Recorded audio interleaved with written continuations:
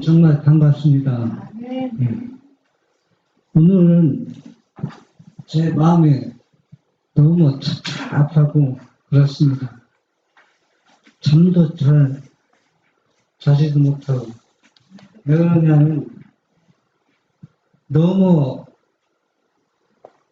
우리 교회가 진리를 너무 떠나고 있는 거 요한계시록 보면서 눈에 너무 많이 보입니다.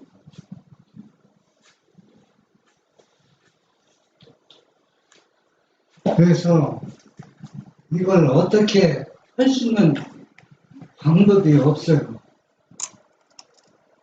할 수 있는 방법이 있다면 얼마나 좋겠습니까? 유대인들이 유대 나라가 왜 망했습니까? 그들이 회개치 않아서 멸망을 당하지 않았습니까? 그런데 유대 교회가 멸망당한 것이 얼마나 놀라운 축복이라는 걸 제가 알았습니다. 왜냐하면 초대교회 당시 그 AD 70년경에 유대 에루살렘이 안돼 초토화되고서 그 수백만 사람들이 세계적으로 흩어져 버렸습니다. 그 유대인들이 흩어져 있는 곳에 지역에 그 사람들이 다 예수님이 제자들이 전하는 복음을 받아들였다는 겁니다.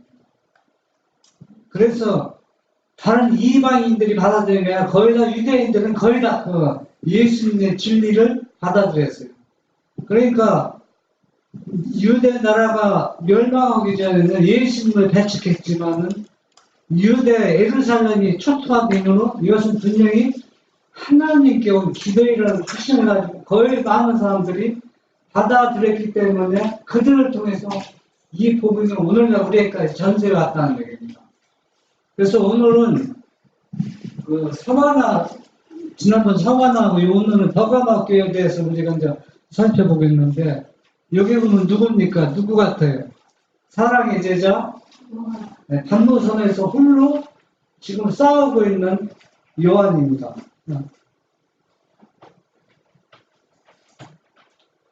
계시록에 나타난 구속의 과학제 3부.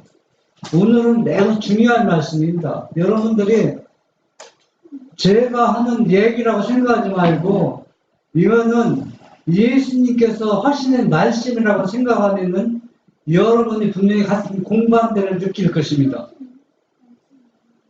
버가마 교회는 지역이 높은 위치에 교회가 세워져 있고 또 그 궁전도 높은 지역에 세워져 있는데 의미가 있는 얘기입니다. 네? 높다는 얘기는 바로 뭐냐? 여러분은 높다고 하면 뭐가 생각납니까? 높다 하면은 우리 지역적으로 높다고 하더라도 권세가 세다. 그렇게 우리가 생각하잖아요. 그래서 우리 같은 사람은 이름 한숨도 돼 놀란 사람 아무도 없어요. 왜? 권세가 하나도 없잖아. 여러분 이름 대도 놀라는 사람이 없어요. 그러나 대통령의 말 한마디면 모든 것이 어때요? 상황이 바꿔질 수 있다는 얘기입니다. 그래서 이 교회도 그렇고 이 버가마 도시도 높은 데 세워졌다는 얘기는 우리에게 많은 의미를 가져가지고 있다는 얘기입니다. 한번 읽어보세요. 계시록 2장 10절부터 16절. 버가모 교회의 사자에게 편지하기를 좌우에 날선 검을 가진 이가 가라사대 내가 어디 사는 것을 내가 아노니 거기는 사단의 위가 있는 데라 내가 내 이름을 굳게 잡아서 내 충성된 증인 안디바가 너희 가운데 곧 사단에 거하는 곳에서 죽임을 당할 때에도 나를 믿는 믿음을 저버리지 아니하였도다. 그러나 내게 두어 가지 책망할 것이 있나니 거기 내게 발람의 교훈을 지키는 자들이 있도다.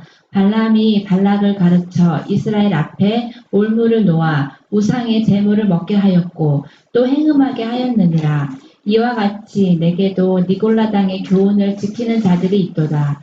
그러므로 회개하라. 그리하지 아니하면 내가 내게 속히 임하여 내 입의 검으로 그들과 싸우리라. 버가마 교회는 높은 위치에 세워져 있지만 그게 뭡니까? 하나님을 경배하고 하나님을 믿노라는 신자들이 모이고 있으면 그게 뭐라? 누가 거하는 것이라? 사단이 거하는 것이라. 사단이 거하는 것이 되어버렸다는 얘기입니다. 그러면 얼마나 진리가 왜곡되고 있다는 얘기잖아요. 그런데 누가 그걸 죽기까지, 안디바라는 존재가 자기의 죽기까지 숨겨다겠죠. 죽기까지 지켰다고 했습니다. 그러니까 이 사단이 교회에 속한 바 되었지만 거기에서 안디바가 자기 생명으로 이 진리를 옹호하고 지켰다는 걸 나오고 또 뭡니까? 그러면 오늘날 안디바 누군가? 오늘날. 그러면 제가 안디바를 찾아보니까 안디바에 대해서 아무 흔적이 없어요. 찾을 기가 없습니다. 어떤 존재인지, 그거는 대개 이제 사람들이 수상하게 어떻게 했냐면은, 여러분 스데반 아시죠? 그 스데반 어떻게 했어요? 순교당했잖아요. 초대교회 당시 뭘 지키기 위해서? 진리를 옹호하기 위해서 순교당했고, 또 여러분 사마나교회 누가 제가 얘기했어요? 유키안이 어때요? 예, 오류가 잘못된 교리를 끝까지 받아들이지 않고 그래서 유키안도 순교당했어요. 이러한 사람들을 안디바라 하지 않겠느냐, 신학자들은 그렇게 말하고 있습니다. 저도 그렇게 생각하고 있습니다.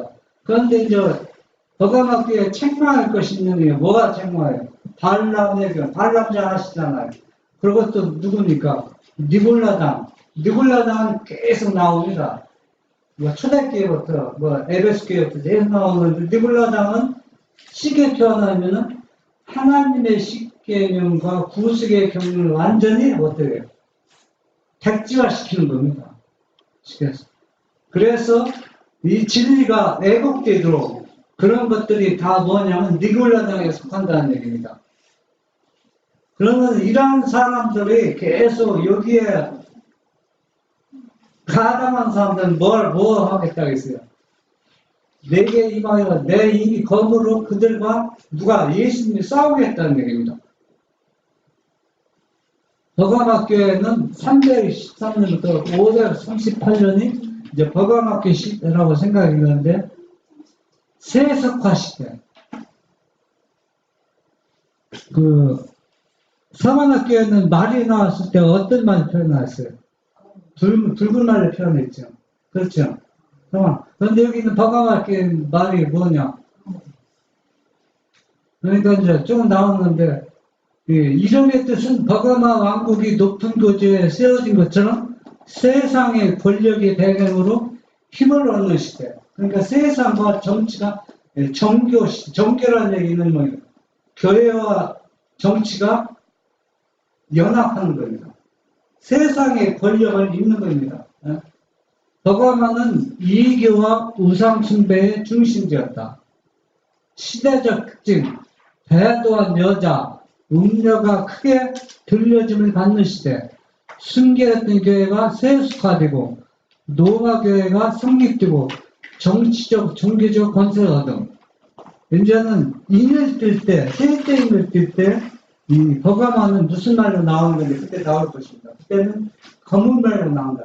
검은 말. 검은 말은 뭡니까? 완전히 죽음을 상징하고 진리가 완전히 세속화된 것을 상징하기도 하죠. 안디바는 계시록 20장 13절 나오는데, 사단이 거한 곳에 안디바가 있어 목숨을 내놓고 믿음을 굳게 지킨 사바나 시대 뉴키안이나 초대교회 당시 누구처럼 스데반처럼 그런 사람들을 말하고 있을 것이라는 얘기입니다. 책망은 뭐라고 했어요? 계시록 2장 14절에 보면 발람의 교훈과 니골라당의 교회 지도자들이 음료, 타락과 이서, 즉 거짓 교리가 교회를 완전히 장악하였습니다. 그래서 사단의 해라고 이 성경 계시록에서 표현하고 있습니다. 하나님을 믿노라는 교회지만 뭐다? 사단의 교회가 됐지만 그 중에 누가 있어서 안디바가 있어서 믿음을 굳게 지킨 것을 우리에게 보여주고 있습니다.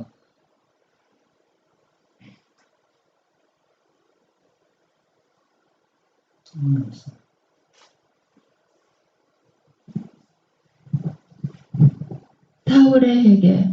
사울은 남녀를 불문하고 예수를 전파하는 자들은 잡아서 예루살렘으로 끌어오기 위하여 다메섹에 있는 여러 해당에 보내는 공문을 가지고 그곳을 향하여 가고 있다. 악한 천사들은 그의 주위를 맴돌며 좋아했다. 그런데 갑자기 하늘에서 빛이 나타나 그의 주위를 두루 비췄다. 그러자 악한 천사들은 달아나고 그는 땅바닥에 엎드러지고 말았다. 사울아, 사울아, 네가 어찌하여 나를 핍박하느냐 하는 소리를 듣고 사울은 주여, 니시오리까 하고 물었다. 그러자 주께서 나는 네가 핍박하는 예수라고 하시었다. 사울은 두려워 떨면서 주여, 무엇을 하리이까 하고 물었다. 주께서 네가 일어나 성으로 들어가라. 행할 것을 내게 이를 자가 있느랴 하고 일러주셨다. 사단은 이 사울이 회개하기 전에 예수님 만나기 전에 스데반을 죽이는데 돌을 던지자 했지만 죽은 자의 우두머리입니다. 모든 것을 세워서 그 공로로 뭘 얻었어요? 산에 들은 회원 자격을 얻었습니다. 그 공로를 인정받아서. 네. 그러니까 스데반은 공개 토론이 벌어졌는데 바리새인이나 유대인 중에서 누구의 적수가 없어요. 스데반의 적수가 없어서 사울을 보낸 겁니다. 사울이 이제 스데반을 죽이는데 그 공로를 인정받아서 산에 드는 회원 자격을 얻었다는 얘기입니다. 그러니까 정치적으로, 종교적으로 높은 뭘 얻은 거예요? 신임을 얻었다는 얘기입니다. 그러니까 버가마 시대처럼 그 교인들이 그렇게 했다는 얘기입니다.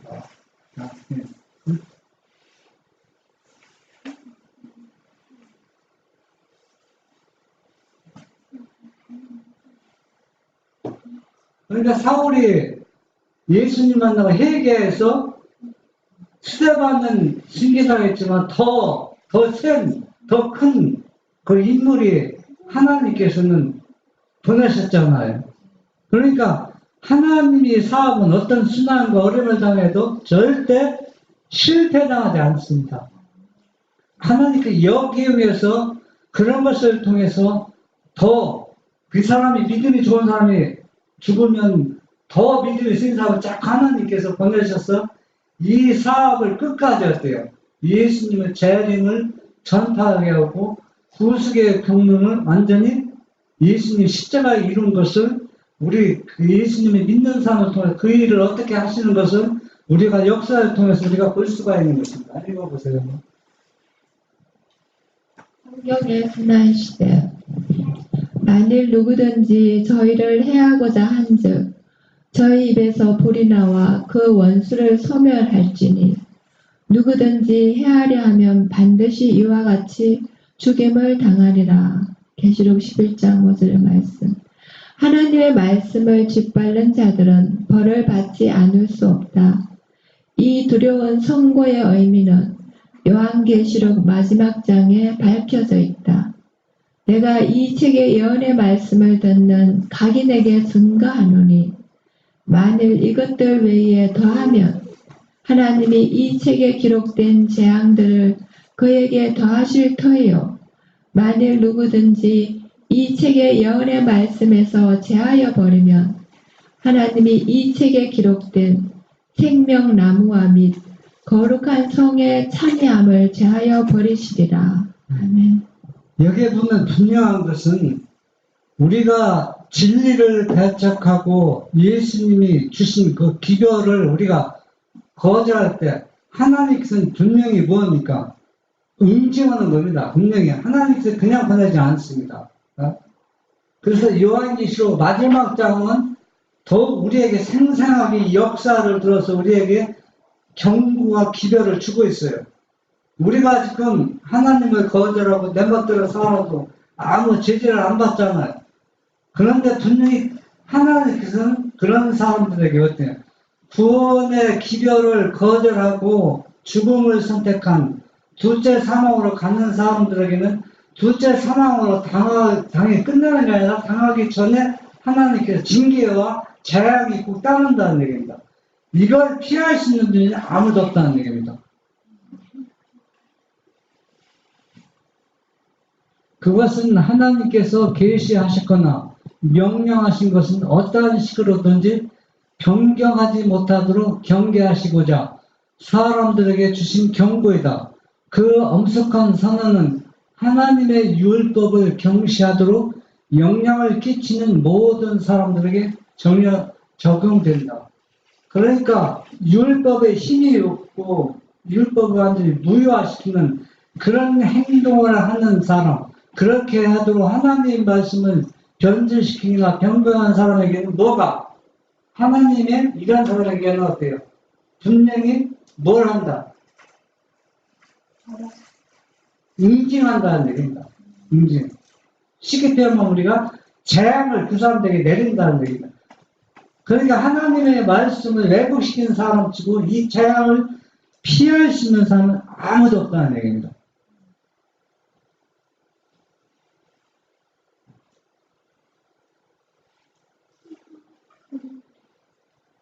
발람은 즉시 모압 땅으로 돌아가 왕 앞에 자기의 계획을 아뢰었다.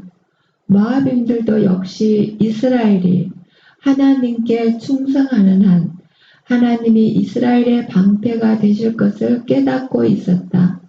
발람이 제의한 계획은 이스라엘을 우상 숭배로 유인함으로 그들을 하나님과 분리시키는 것이었다. 만일 그들을 바알과 아스다롯의 엄탕한 예배에 참석시킬 수 있다면 그들의 전능하신 보호자는 그들의 원수가 되실 것이며 그들은 곧 주위에 있는 맹렬한 호전 민족들의 답이 되고 말 것이다. 왕은 K 이 계책을 받아들였으며 발람 자신은 그곳에 머물러 있으면서 그 일을 수행하는 데 조력하였다. 예, 여러분 발람 선지자 알죠? 이 발람 선지자를 하나님의 선지자라고 그러졌습니다. 예? 그런데 자세히 보면은 이 발람은 하나님의 선지자라고 평가하기는 너무나도 수준이 낮습니다. 그런데 하나님의 그 동방 박사들이 누구의 글을 보고 발람이 예언한 그 별을 보고 찾아왔습니다. 그래서 높이 평가해서 하나님의 선지라고 높임을 받았는데 이 발람이 지금 뭡니까? 완전히 하나님의 계명을 아주 백지화시키는 결과 음료, 음탕으로 이스라엘 백성들 유혹해서 그 이스라엘 백성들이 다 몇몇 명이 죽게 만들었지 않습니까?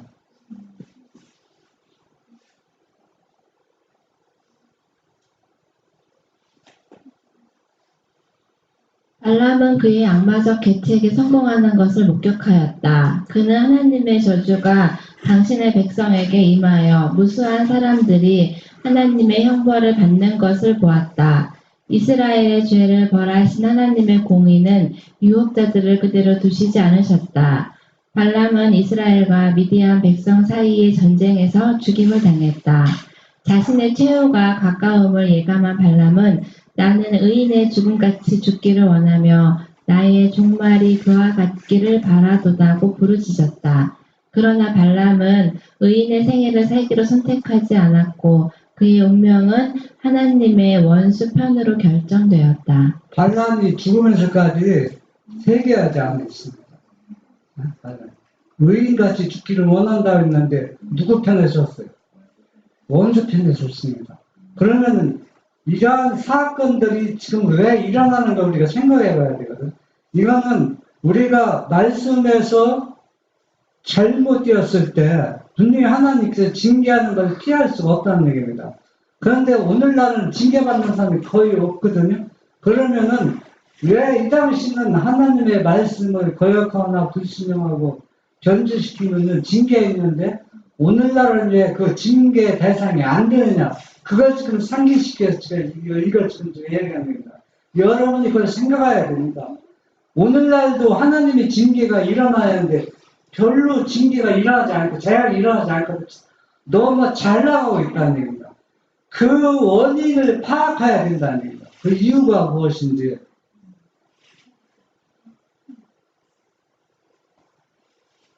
계시록 6장 5절에서 6절. 셋째 인을 떼실 때에 내가 들으니 셋째 생물이 말하되 오라 하기로 내가 보니 검은 말이 나오는데 그 탄 자가 손에 저울을 가졌더라. 내가 네 생물 사이로서 나는 듯하는 음성을 들으니 가로되 한 데나리온의 밀 한 되요 한 데나리온의 보리 석대로다.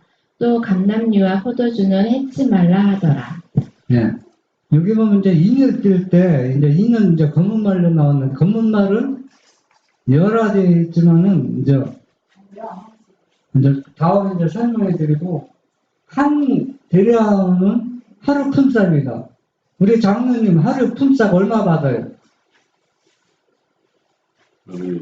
뭐, 20만원 받던 25만원, 그거 하루 팔아갖고 밀 한 대서 하면은 밀이 싸요, 비싸요? 예? 그건 완전히 어때요? 사람이 살아갈 수 있어요? 하루 품 팔아갖고 밀 한 대 살 수 있다면은. 여기는, 그리고, 한 대라운에 밀 한 대요. 한 대라운에 보리석대거든요. 그러면 이걸 뭘 상징하는 겁니까? 기근을 얘기합니다. 기갈. 그리고 또 이 기갈 중에 뭔 해치지 말라?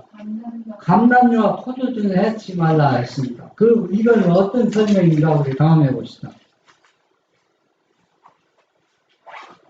검은 말은 뭡니까? 죽음과 재앙. 또 반대로 타락과 어두움을 의미합니다. 그러니까 진리가 얼마나 세상과 타협인지 완전히 죽은 것처럼 검은 말로 셋째 있는 표현이 있다는 얘기입니다. 한 대량원에 밀 한 대, 보리석대는 한 대량은 하루의 품삯이기 때문에 밀과 보리의 가격으로는 아주 비싼 것으로서 극심한 기근을 말하고 있다. 이것은 그 당시 말씀에 대한 영적 기근이 아주 심했던 것으로 나타낸 것이라고 볼 수 있다. 우리가 복음을 거절할 때 겪는 영적 기근은 아모스는 다음과 같이 잘 묘사하고 있다. 한번 읽어보세요. 아모스 9장 11절에서 13절 말씀입니다. 그날에 내가 다윗의 무너진 처막을 일으키고 그 틈을 막으며 그 타락한 것을 일으키고 옛적과 같이 세우고 저희로 에돔의 남은 자와 내 이름으로 일컫는 만국을 기업으로 얻게 하리라. 이는 이를 행하시는 여호와의 말씀이니라. 여호와께서 가라사대 보라 날이 이를지라. 그때에 밭가는 자와 곡식 베는 자의 뒤를 이으며 포도를 밟는 자가 씨 뿌리는 자의 뒤를 이으며 산들은 단포도주를 흘리며 작은 산들은 녹으리라. 예.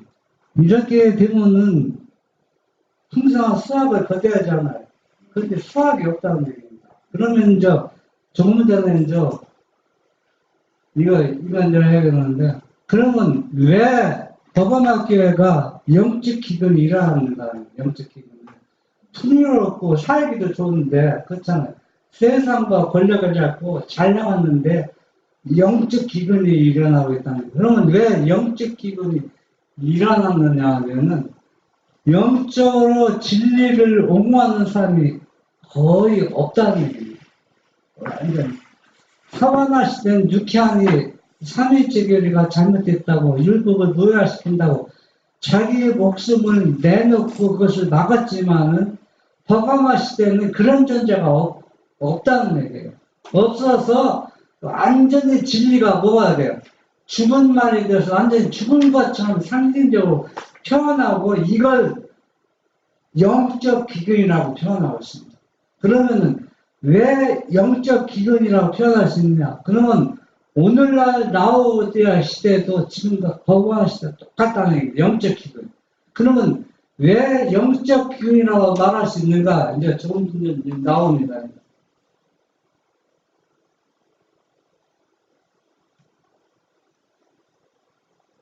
네. 셋째는 더가마 시대 313년부터 538년 뭐가 동시대입니까? 네, 더가마 교회가 동시대잖아요. 교회와 정치가 연합될 때, 즉 더방 노마는 죽은 말로 삽니다. 더방 교회 노마 그 교회는 진리가 없어요. 완전히 죽은 말이 있습니다.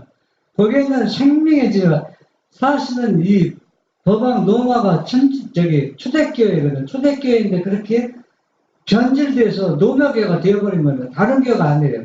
초대교회인데 그렇게 변질이 돼서 완전히 뭐가 되었어요? 검은 말이 되고 영적 기근이 완전히 일어나서 고갈 상태에 있었다는 얘기입니다. 그래서 왜 영적 고갈 상태인가? 영적으로 완전히 죽은 상태다. 이교의 습관, 헬라의 철학, 즉 이교의 모든 관습들 기독교 안에 혼합시켰다. 짬뽕을 시켰어요. 하나님의 말씀과 이교 철학 짬뽕 시킨 게 제일 큰 역할을 하는 게 삼일체 교리거든요. 삼일체 교리는 헬라 철학에서 나온 거거든요. 헬라 철학에서 나와서 이걸 통해서 그러니까 사람들이 이 교리가 엄청나게 하나님의 말씀을 미화시킨다는 걸 아직도 사람들이 이해 못하고 있어요. 아직까지도. 이제 제가 조금 전 이제 설명을 드릴 겁니다. 그러나 희망이 없는 것은 아니었다. 감람류와 포도주는 해치 말라고 말하고 있다. 감람류와 포도주는 성령의 사랑과 선물, 믿음과 사랑의 순결, 같은 그리스도인의 미덕을 나타내는 것이다. 감람류와 포도주는 해치지 말라고 한 소리는 하늘 보호자로부터 나온 소리다. 극심한 고난과 말씀의 기근 속에서도 그리스도인들이 믿음과 사랑을 잃지 않기를 바라시며 신음하고 있는 성도들을 돌보시는 하나님의 사랑을 알 수 있다. 기름과 포도주의 뜻은 상처를 싸매주고 치료해주는 그리스도의 성품을 상징, 사마리아 사업자. 검은 말에서 진리가 완전히 죽은 것 같지만은 하나님의 올바른 성품, 십자천사의 기별을 일치는 무리를 있는데 그것을 해치지 못하게 하나님께서 보호자로부터 막아주고 있다는 거예요. 그러니까 이 소수의 무리지만 미약하지만 이건 절대 소멸될 수가 없어요. 왜? 오히려 하늘 보호자로부터 이 사람들을 보호해주고 있다는 거예요.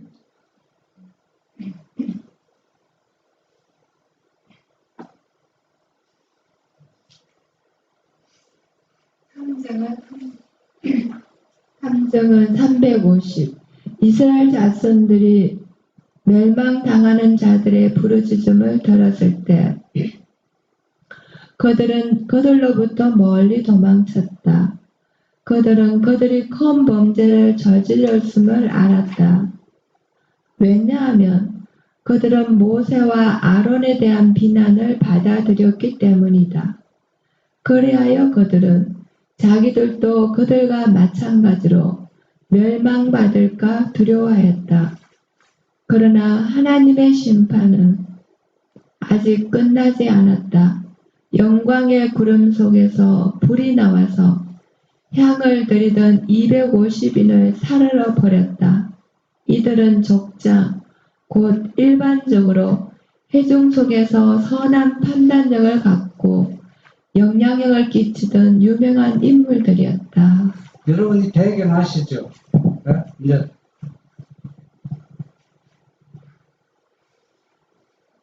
그들은 매우 크게 존경을 받았으며 누가 250년 땅속에 완전히 하나님의 재앙으로 땅속에 완전히 묻어버려서 죽었잖아요. 이들은 매우 존경을 받았으며 어려운 일이 있을 때 그들의 판단을 구해왔었다. 백성들이 이들이 지혜롭고 믿음이 있어서 그들의 판단을 구해왔다는 얘기입니다. 250년 족장들에게. 그러나 그들은 나쁜 가마에 전염되어 시기, 질투, 단역에 빠졌다. 그들은 고라, 나단, 아비람, 그들은 고라, 다단, 아비람 같은 멸망당하지 않았다. 고라는 모세의 사촌입니다. 고라는. 그리고 다단과 아비람은 비냐민 족장들이거든요. 왜냐하면 그들은 단역의 성공에 서지 않았기 때문이다. 그러니까 고라와 다단과 아비람이 먼저 죽었어요. 250년보다. 먼저 죽었다고. 먼저 죽었는데 이 250년은 바로 향을 띄워서 예배드린 이들은 안 죽었어요. 왜 안 죽였느냐. 세 사람, 그 가족은 다 죽었는데. 그들은 반역의 지도자들이 종말을 먼저 봤으며 저들의 범죄를 회개할 기회를 얻었다. 그러나 그들은 이 사악한 인물들의 멸망을 감수하지 않았고 따라서 하나님의 진노가 그들에게 임하여 그들마저 멸망시켰다. 그러니까 고라와 다단과 아비람은 모세와 아론을 원망했지. 너희만 우리도 제사장을 될 수 있다. 너희만 제사장이냐. 그러면서 아주 그러니까 사단이 하늘에서 반역을 일으킬 때 아주 은밀히 왔잖아요. 이것도 체계적으로 은밀히기 때문에 누구도 그걸 몰랐어요. 지도자 모세 아론이 몰랐어요. 얼마나 은밀하겠는데. 야디는 공공연하게 이제는 모세와 아론을 원망하는 겁니다. 그 백성들 앞에서. 너희들 때문에 우리가 이 광야에서 40년 힘에다 죽게 되었다. 막 노골적으로. 그러면서 우리가 지도자가 되면은 광야에서 40년 동안 힘내지 않고 고생하지 않고 가나안에 들어갈 수 있다. 백성들을 포위해서 많은 백성에게 유혹에 넘어갔다는 얘기입니다. 예? 넘어가서 하나님께서 심판해서 누가 진짜 하나님 임명한 선지자냐 구별시켜놨어요.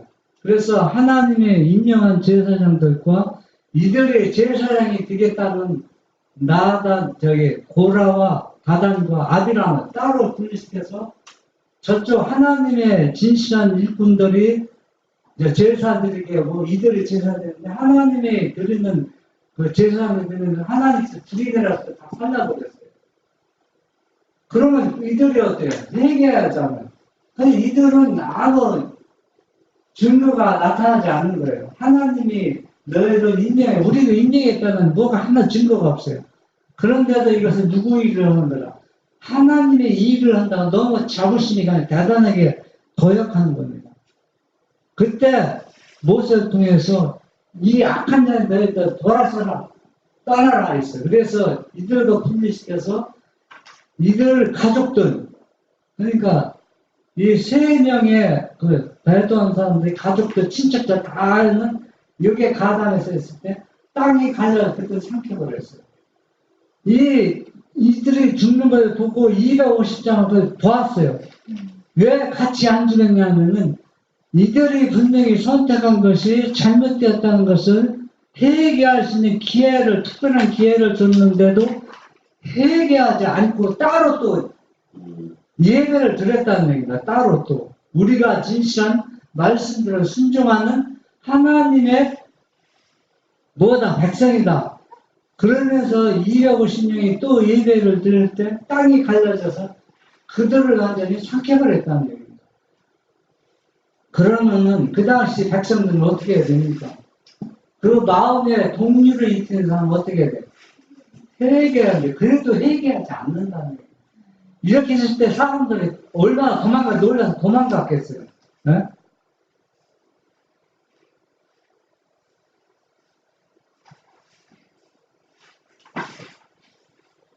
교회 증언 사권 353페이지입니다.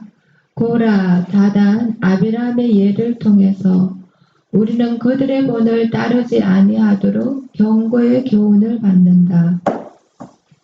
저희 중에 어떤 이들이 주를 시험하다가 뱀에게 멸망하였나니 우리는 저희와 같이 시험하지 말자. 저희 중에 어떤 이들이 원망하다가 멸망시키는 자에게 멸망하였나니 너희는 저희와 같이 원망하지 말라. 저에게 당한 이런 일이 거울이 되고 난 말세를 만난 우리의 경계로 기록하였느니라. 고린도전서 10장 9절에서 11절 말씀. 이 광야에서 불뱀을 시험한 사람이 있죠. 불뱀을 잡아놓고 불뱀에 물려서 죽는 사람들, 이걸 찾아봐라 하면 살리라 했을 때, 그게 무슨 불뱀이 우리의 생명을 살릴 수 있느냐, 그걸 시험했습니다. 안 믿었다는 거예요. 제가 가장 많이 듣는 게 무슨 얘기냐면, 너 삼일체 안 믿지? 그래, 안 믿지. 그런데 너와 나와 다른 게 뭐냐? 그건 하나님을 시험하는 겁니다. 노골적으로 표현하면. 너하고 뭐 같은 일이 뭐 다를 게 뭐냐? 불뱀에서 하나님을 시험하는 것과 똑같은 배경이라는 얘기입니다. 이게. 그래서 우리가 말할 때 한 가지를 말씀을 통해서 우리가 아주 조심스럽게 해야 할 필요가 있습니다. 내가 이해가 안 되면 어때? 더 이해할 수 있도록 누구한테 기도해야 돼요? 하나님께 기도해야 된다는 얘기입니다. 그래서 이런 일이 당하는 것은 말세에 우리에게 무엇을 나오기 위해서?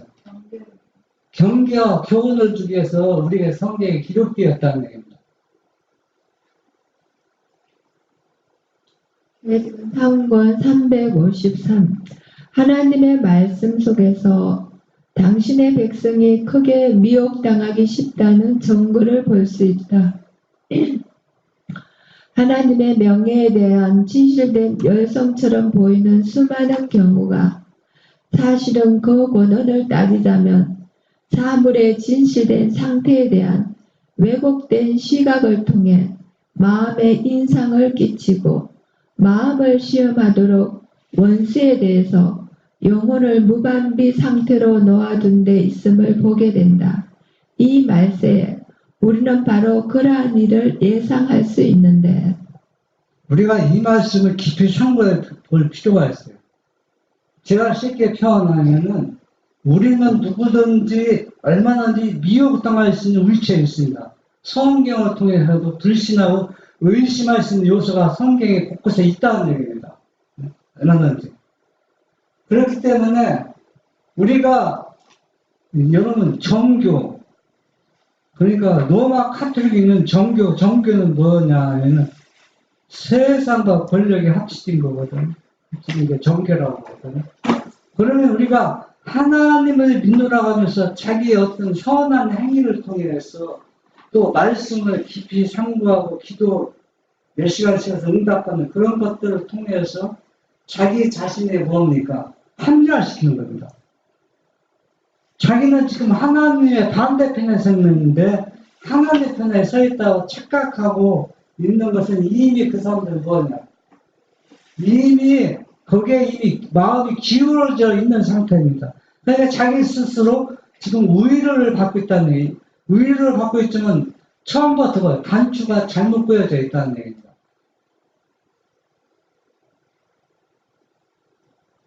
삼중은 353에 보면 왜냐하면 사단은 이스라엘 이중에 대해서 그래했던 것처럼 현재도 그렇게 바쁘기 때문이다. 편견이 무자비함과 그 힘은 이해되고 있지 않다. 희중이 반역으로 인한 이들 지도자들이 멸망을 목격했건만 그들의 마음속에 들어간 희위와 불신의 권세는 제거되지 않았다. 그들은 땅이 갈라지고 반역의 지도자들이 땅속으로 꺼져가 버리는 것을 보았다. 이제는 어제 다 도망갔어요. 이스라엘 백성이. 도망가서 또 뭘 깨어내? 또 반역을 깨어낸 겁니다. 모세와 아론 때문에 믿음으로 살라고 하는 사람들이 억울하게 죽었다. 죽음당했다. 그래서 또 반역의 기미를 보이는 겁니다. 그때 하나님께서 이 백성을 멸망시켰다. 멸망시켰을 때 모세가 중보기 돼서 이 백성을 살려달라고 애원했습니다. 그래서 이 중에서 14,000명이 회개하지 않는 사람들 14,000명이 영적으로 죽어버렸습니다. 그렇게 하나님의 말씀을 거역하고 불신하는 사람들이 여러 가지 통해서 그 장면을 자기 눈으로 직접 보면서까지도 지금 누구를 불신하고 있어요? 하나님의 말씀을 불신하고 있다는 얘기입니다.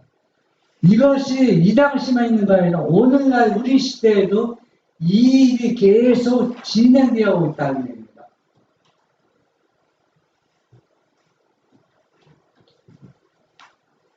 이 두려운 모습은 분명히 저들을 고쳐서 저들로 하여금 모세를 비난한 것에 대해 깊이 회개하도록 해야 한다. 여기에서 하나님께서는 온 이스라엘로 하여금 저들의 죄악된 길을 보고 느낄 수 있는 기회를 주심으로 회개와 고백으로 이끌고자 하셨다. 3증언 353. 여러분, 지금 하나님이 그 자비에 하나님의 성품이 계속 드러나죠. 이러한 가운데서 이 백성을 살려준 거 왜 살려준 거예요? 회개하기 위해서. 네? 그러면 이제 우리 현실을 한번 살펴보겠습니다. 우리 현실은 어떠한가? 이스라엘 백성은 저렇게 해도 하나님께서 계속 회개할 수 있는 기회를 줬는데 현실은 하나님께서 우리를 어떻게 대하고 있는가? 이거 보입니까?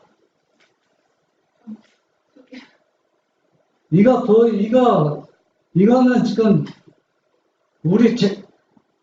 이거 보기 전에 안식일교회하고 개신교하고 같은 레벨이냐고 질문했죠. 어떤 집사님이 근데 이름을 밝히지 않아요. 왜냐면 이게 또 방송나오니까 집사님은 다르다고 분명히 얘기했죠. 다르다고. 개신교하고 안식일교회는 다르다고. 그런데 여기에서 뭐라고 하는지 알아요? 개신교가 똑같다고 치고 있습니다. 제7일 안식일 예수 재림교회에 관한 서신 감사합니다. 이 독특한 교회는 비록 그들의 창시자의 저서들을 존중하고는 있지만 성경을 기록된 하나님의 말씀으로 받아들이고 있고 성경을 그들의 신앙 규범으로 받아들이고 있습니다. 그들이 교회의 주요 신조들을 받아들이는 데 있어서 다른 그리스도인들과 마음을 같이 하고 있으며 그리스도와 삼위일체의 위격에 관하여 어떤 특별한 견해를 가지고 있지 않습니다. 그런 연유에서 영국의 모든 그리스도인들은 안식일 교인들은 그들이 식생활법 등에 관한 독특한 견해를 가지고 있다는 것을 알고 있지만 그들을 그리스도인들이라고 생각하고 있습니다. 과거 한때 제7일 안식일 예수 재림교회 교인들은 자신들을 그리스도인들과 분리시켜서 그들의 조직체에 속한 사람들을 제외한 사람들은 누구나 진정한 그리스도인들이 될 수 없다고 생각하는 경향이 있었으나 다행히 그것은 영국에서는 과거 지사가 된 것으로 보입니다. 여기에 제시하는 몇 가지 고찰이 어떤 도움이 되셨기를 바라며 좀 더 자세한 것을 아시기 원하시면 요청해 주시면 기꺼이 답해 드리겠습니다. 과거에는 안식일교회고 개신교고 다르다고 했습니다. 완전히 똑같이 취급하지 않았습니다. 그래서 뭘 썼어요? 이단서를 받았습니다. 이단서를 썼거든. 근데 여기에서는 우리 교회에서 이제 이단이 아니라고 편지를 보냈는데 답장이 온 겁니다. 보냈는데 우리는 삼위일체에 대해서 특별한 당신들이 갖고 있는 것처럼 다른 견해를 가지고 있지 않다. 똑같이 당신들이 생각하는 세 분 하나님을 믿고 그렇게 순종하기 때문에 다른 게 없다. 그래서 그걸 인정해 주는 겁니다. 인정해 주는 거예요. 그러니까 이 삼위일체가 왜 그들이 뭐냐면은 이 사단이 바로 뭐냐면은 왜 삼위일체 교리를 집어넣어서 이 사람들을 완전히 그러니까 검은말 진리가 완전히 죽어서 검은말을 표현한 게 바로 이겁니다. 그런데 그래서 여기 보면은 이게 자랑거리입니까? 수치입니다. 그런데 자랑거리로 신문에도 나왔어요. 이게 신문에 나오거든. 아니, 그러면 왜 이단이 아닙니까? 정통교회가 여기 세 가지 나왔습니다. 안식일교회가 이단이 아닌 명백한 증거는 성경의 핵심을 이루고 있는 구원관에 있어서 일반 개신교회와 다른 점이 없으며 삼위일체 예수의 동정력, 탄생, 십자가 죽음, 부활, 승천, 재림 등을 같다는 것이다. 그러니까 이단이 아닌 것은 삼위일체가 개신교하고 같이 그것을 같다는 얘기다. 믿고 받아야 된다는 얘기야. 그러니까 삼위일체 때문에 그럽니다. 다른 거 뭐 안식이 이렇게 지키는 거 그거는 이단이라고 하네요. 이단. 그거는 그럴 수도 있다는 얘기입니다. 그러니까 이들이 사실은 차단이거는 우리 자연끼리 완전히 조롱하고 있는 거거든. 너희들 우리는 너는 안식이 지키기 때문에 안식일날 뭐 하지 말 거 다 금하고 뭐 하지만 실상은 삼일체니까 안식일을 완전히 박제시키는 거거든. 그걸 알기 때문에 너희들 안식일 지켜도 또 여선지자, 화이신자 받아들여도 삼일체만 우리가 똑같이 믿고 있으면은 너희는 뭐가 아니다. 이단이 아니다. 세 번 언급해서 나옵니다. 세 번 언급해서. 그러면 우리가 삼일체가 왜 율법을 백지화시키는지 그걸 우리가 살펴봐야 되거든요. 여기도 나왔습니다. 우리 삼일체 교리가 여러분 어떤 신학자들이나 목사님들 성경을 들여대고 여기 나왔다고 하는데 그건 다 거짓말입니다. 여기는 이분이 이렇게 인정했습니다. 카톨릭 교회로부터는 우리 교회가 삼위일체 하나님을 받아들여. 어디로부터 받아들여야 됩니까? 카톨릭으로부터 받아들여야지 성경에 있어서 받아들이는 게 아니라는 얘기입니다. 이렇게 공식적으로 이야기한 겁니다.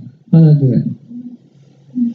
그야말로 성서적인 진리는 모두 수용하고자 하는 정신으로 교회의 기초를 놓게 된 것이다. 지금도 안식일교회는 동일한 정신을 가지고 현재 고사하고 있는 교리 중에 비성서적이라는 것을 요소가 드러나면 이것도 포기할 수 있는 마음이 있다는 겁니다. 그러니까 이 진리는 얼마나 어떻게 바꿀 수 있는 태도를 준비하고 있다는 얘기입니다. 너희들 믿는 교리가 잘못되었다는 그것도 어때요? 비성서적이기 때문에 바꿀 위험이 있다는 얘기입니다. 여러분, 이 삼위체가 얼마나 무섭습니까? 이래도 우리는, 그러면서 이분들이 뭐라고 하는지 아닙니까? 우리는 그 이단 소리 듣는 거, 그거 두렵지 않다 얘기입니다. 그거 두렵지 않다. 그것 때문에 그런 거 아니라 전도하려고 하는데 전도가 잘 안 된다, 이단. 그렇기 때문에 우리가 삼위체 교육을 받아들인다. 이제 그렇게 표현을 했는데 말도 안 되는 소리죠. 네? 얼마나 지금 잘못되어가고 있어요. 그러면은 다른 기독교에서는 어떻게 우리를 평가하고 있는가? 여러분 왜 찬미가 바꿨는지도 모르죠. 찬미가 사찬이라도 이것도 너희 찬미가는 우리 교회 찬미가 개신교 찬미가하고 너무 다르다. 곡이 너무 달라. 가사가. 그러니까 바꿔라 해서 그 개신교 찬미 곡이나 보면 많이 비슷한 걸 집어드는 게 그 목적으로 찬미를 다시 만들었다는 얘기입니다. 다른 목적이 아니에요.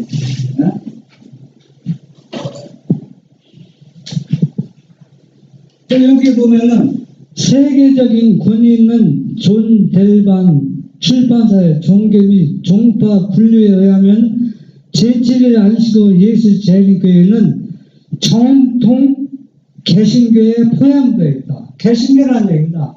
정통 안식일교회는 정통 개신교라는 얘기입니다. 다를 게 없다는 얘기예요. 무엇 때문에? 삼위일체 교회를 받아들였기 때문에 너희들 안식일을 지키고 있지만 너희들은 누구와 똑같다. 우리 이교회를 지키는 개신교회와 다를 게 없이 똑같다는 얘기입니다. 그런데 몰물교, 여호와 증인 등은 유사 기독교는 별도로 구분되어 있다. 이들은 이단이라는 얘기입니다. 왜 이단이냐? 이들은 삼위일체 안 믿거든요. 삼위일체에 올바로 관념은 없지만 세 분 하나님은 절대 안 믿어요. 몰몬교도 그렇고 여호와 증인도 그렇고. 그들이 신앙이 진리도 아닌데 그래도 그들은 이단이라는 거예요. 왜? 삼위일체 교리를 안 받았어요. 이 삼위일체 교리가 얼마나 엄청난 우위력을 발휘하고 있다는 걸 볼 수가 있어요. 무조건 진리가 아니건 간에 삼위일체를 받아들면 자기 형제, 친구라는 얘기입니다. 성경 말씀이 옳고 그름을 따지는 게 아닙니다. 삼위일체를 믿느냐 안 믿느냐 그걸 평가하는 겁니다.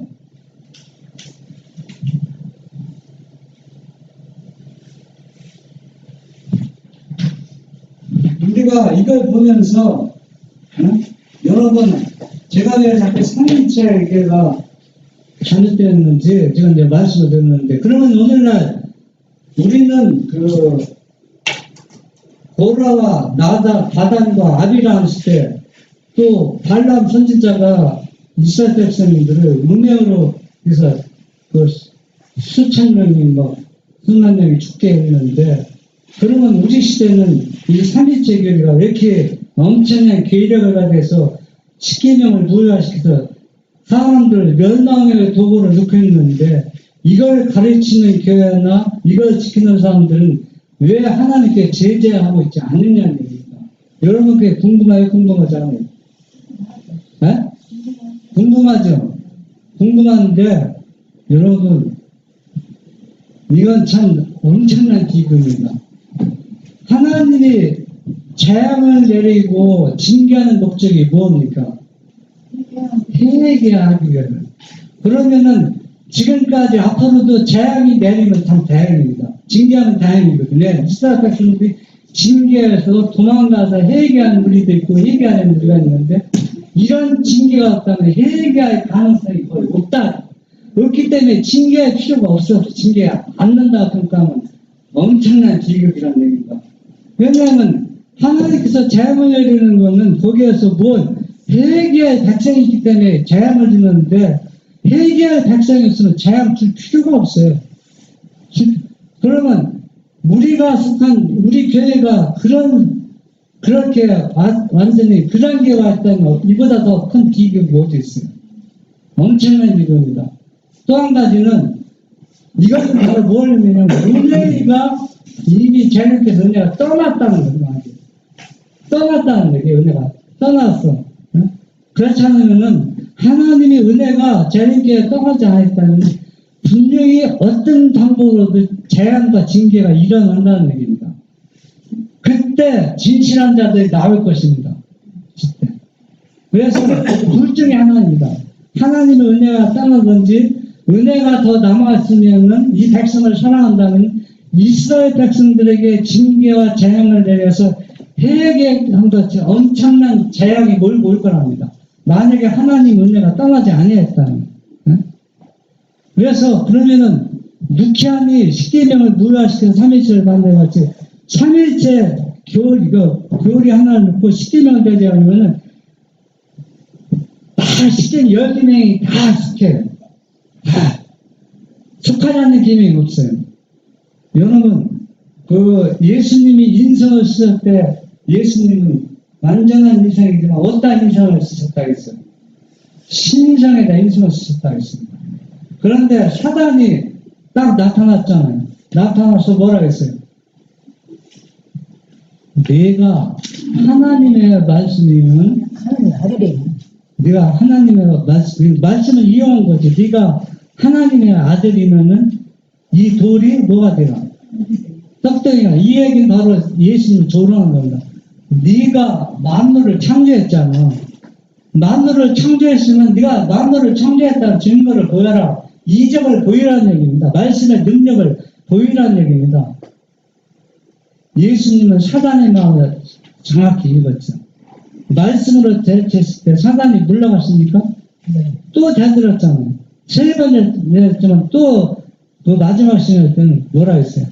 예수님을 높은데 뚫고 올라가서 높은 산이나 어딘지 모르지만 올라가서 누구한테 경배하면 나한테 경배하면 네 만물을 다 주겠다. 이 얘기는 바로 뭐냐? 네가 이 만물을 창조한 게 아니야.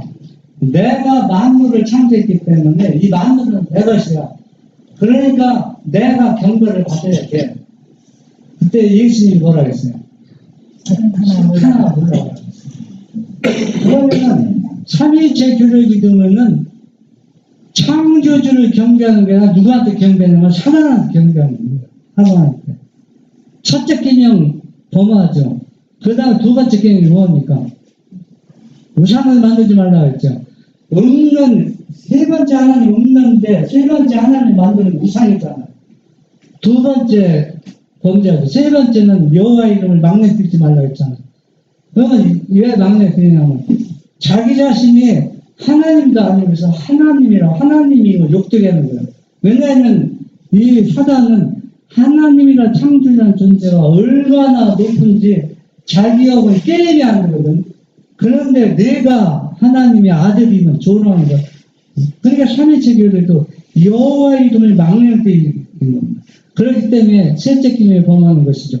이 안식일은 뭐냐? 안식일은 누구만을 경배해야 돼? 창조주만 경배하는데 지금 누가 앉아서 경배받고 있어요? 사단이 앉아서 경배를 받고 있다는 게.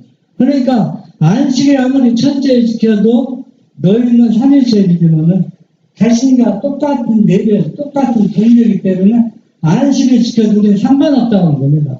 이거는 개신교에서 완전히 안식일계를 완전히 갖고 놀고 조롱하는데 그 의미를 모르고 있다는 겁니다. 완전히.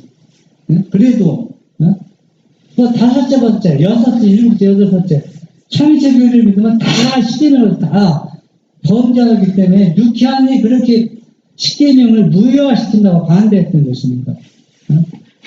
그러면은 여러분 어떻습니까? 셋째 일 됐을 때 영적 기근이 일어났다고 했잖아요. 완전 영적 기근이 일어나요. 그러면 이것이 잘못되었다고 외치는 사람이 있냐? 아무도 없다는 얘기입니다. 아무도 없어요. 그러면 분명히 누가 있었어요? 안디바가 있었고 또 뭘 하죠? 감람류와 포도주를 해하지 말라고 했으니까 누군가가 이 기별을 잘못된 거 셋째 천사 완전히 파괴를 되어버렸잖아요. 이걸 나오라고 외치는 분이 누가 있을 거라는 얘기입니다. 누군지는 모르지만 지금은 공식적으로 외치는 분이가 거의 없어요. 개인적으로 외칠지 모르지만 공식적으로. 그러면 공식적으로 외치는 무리가 있다는 얘기입니다. 나올 거라는 얘기입니다. 왜? 하나님께서 감람류와 포도주는 해하지 말라고 막았기 때문에 사단이 이 사람들을 완전히 소멸시킬 수 없다는 얘기입니다. 그거는 하나님께서 약속하신 보증이라는 얘기입니다. 그러면은 우리가 감람류하고 그 나무요 포도주 그걸 해치지 말라는 예. 그게 무슨 뭐? 그러니까 감람류 포도주는 하나님의 온전한 성품이거든. 성품은 십계명을 상징하는 거잖아. 이 계명은 믿음으로 말미암아 의지로 외치는 사람은 완전히 소멸시킬 수 없다는 얘기입니다. 사단은 이런 사람들 죽이려고 합니다. 그런데 여러분 왜 이대의 위험이 내린지 아세요? 이대의 위험이 이제는 이 재림교회에서는 늦은 비가 내리면은 이미 끝났어요. 절대 나오는 비가 없어요. 안 나옵니다. 왜? 은혜시가 끝났는데. 그러니까 재림교회에서는 늦은 비 내리기 전에 이 진리를 받아들여야 돼요. 그러면 여러분 제가 몇 년 전에 작년에 갔지만은 그 포도원 일꾼인데 얘기하면서 11시 일꾼 얘기했잖아. 11시 일꾼은 재림교회가 거의 없다고 생각하면 돼요. 다 개신교, 비영리단체, 천주교 그런 데서 다 나오는 겁니다. 구원받는 사람들 11시 일꾼들은. 그러면은 재림교회는 다 멸망당한다는 얘기입니다. 그러면 이런 현실을 우리가 알면서도 이 삼위일체가 뭐 그렇게 중요하냐고 이게 뭐 구원과 무슨 관계냐 이렇게 얘기할 수 있는 사람들은 이미 사단의 영역에 넘어간 사람들 넘어갔기 때문에 이 얼마나 엄청난 이 과오가 진행되고 있는데도 이것을 잘못되었다고 외치는 사람이 없다. 이건 심각한 문제입니다. 이걸 여러분이나 내가 외쳐야 되는데 그러면은 초대교회에서는 제자들에게 능력을 받으면 나가라 하겠습니다. 능력을 받으면. 그러면은 우리가 한번 이거 참 고민거리입니다. 솔직히 해서. 왜 고민거리냐? 늦은 비 받아서 나가면 좋아요. 그런데 늦은 비 받으면 재림교회는 거의 다 멸망당한다. 그러면 우리가 늦은 비 받기 전에 우리 동료들을 어떻게 해요? 혼자 내야 되지 않습니까? 혼자 내야 된단 말이에요. 이것이 얼마나 고통스러워요. 순교보다 더 어려운 순교라는 얘기입니다. 지금 우리가 살고 있는 것이. 그럼 머리 안 돌아가는 건 다 예수님 책임지십니다. 우리가 할 일이 아니고 걱정할 일이 아닙니다. 내가 이미 불신을 버리고 그분 안에 거하면 그 다음은 다 그분께서도 해준다는 얘기입니다. 그리고 또 더 놀라운 사실은 제가 요한계시록을 보면서 여러분 그 다니엘 8장 14절인가 18절인가 매일 드리는 제사 있잖아요. 그것도 우리가 낼 때는 이교 그걸 없애었다. 그것도 조금 못 쓰는 거 제가 발견했습니다. 그 이교가 아니에요. 이교도 해당되지만은 그것도 엄청난 사단의 숨은 비밀이 거기에 담겨져 있어요. 그 비밀. 그래서 우리가 왜 말세 요한계시록과 다니엘을 연구하라는 게 이런 걸 연구하기 때문에 이런 것들을 우리가 알게 된다는 얘기입니다. 우리가 역사는 그렇게 중요하지 않아요. 근데 우리가 너무 역사에 너무 치우쳐 있으면 얻을 것을 못 얻는다는 얘기입니다. 저는 요한계시록 다니엘을 해박하게 잘 몰라요. 모르지만은 그러나 구두점은 중점은 내가 어느 정도 잡았다는 얘기입니다. 그래서 이런 것들을 다니엘과 요한계시록 여기에서 지금 우리의 현 위치가 어디에 돼 있고 무엇이 잘못되어 있다는 것을 발견하면 그것이 얼마나 큰 수확입니까? 그래서 하나님께서는 마지막 시대에 사는 사람들 다니엘과 요한계시록을 연구하라는 얘기입니다.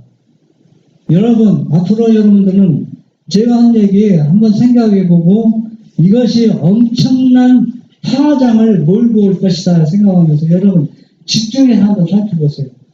그런데 어떻게 싶으면 내가 완전히 그분 편에 서서 말씀을 봐야 여러분 시야가 열립니다. 이 삼일체가 맞다. 그걸 옹호하기 위해서 연구하면 여러분 안 보여요. 영적 기간에 빠져버린다는 얘기입니다. 그걸 다 내려놓고 왜 누기한처럼 왜 십계명이 무효화시키는가 엄청난 비극인가 그걸 내가 하나님 편에 서서 성경을 봐야 여러분 이해해가지고 영적으로 안약을 발라서 눈이 환하게 띄인다는 얘기입니다.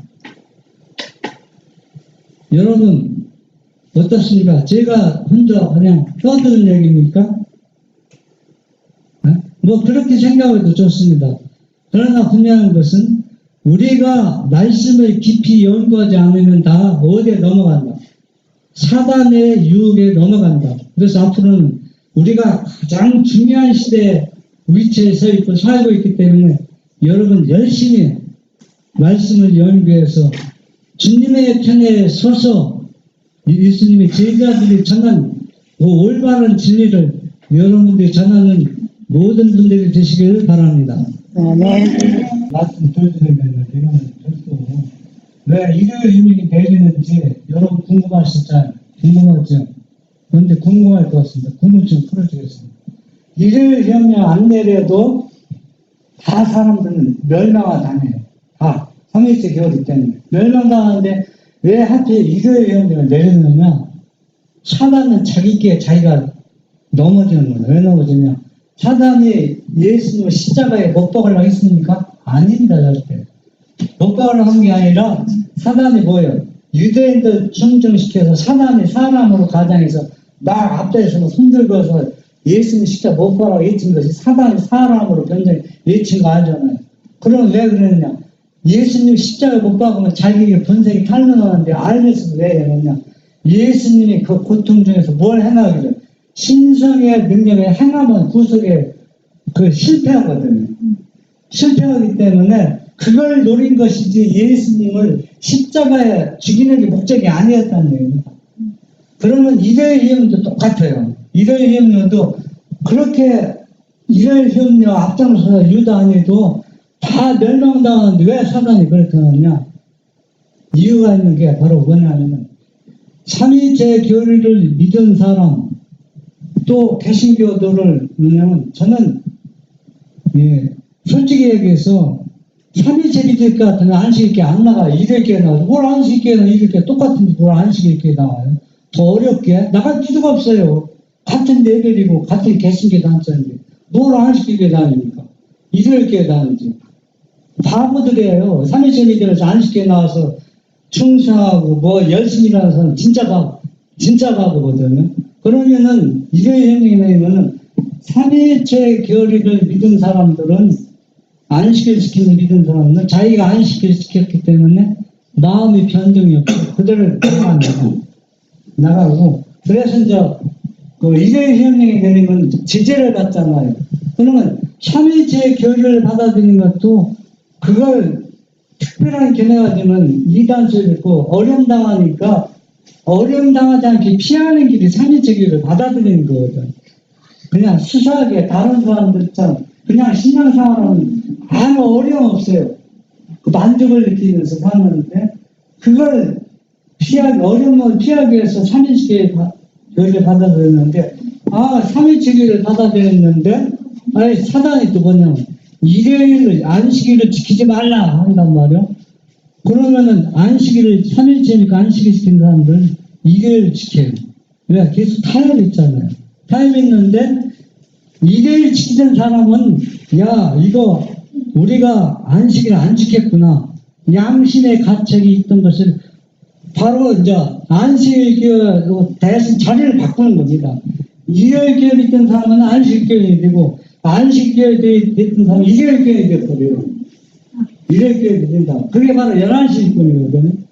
그러니까 여러분, 일요일 현명은 그래서 일요일입니다. 사단은 삼일체 믿으면 자기가 경배받지만은 예수님처럼 자기 단독으로 경배받기를 원해요.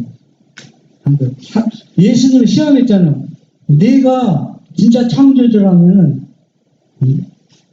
너는 창조주 아니야. 내가 창조주. 나를 경배해야 돼. 그러니까 사단이 모든 하나님이 믿는 사람은 이걸 예수님한테 요구했던 거 다시 요구한다는 얘기입니다.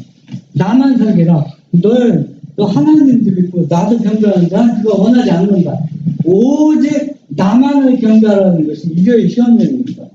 그래서 일요일 시험령에는 자리가 바꿔진다는 얘기예요. 완전히. 안식일 교인이 일요일 교인이 되고, 일요일 교인이 안식일 교인이 되고. 이건 분명히 시간 지나면 그렇게 일어나는 것을 여러분 눈으로 볼 것입니다. 말씀을 연구해서 주님의 편에 서서 예수님의 제자들이 전한 그 올바른 진리를 여러분들이 전하는 모든 분들이 되시기를 바랍니다. 아멘.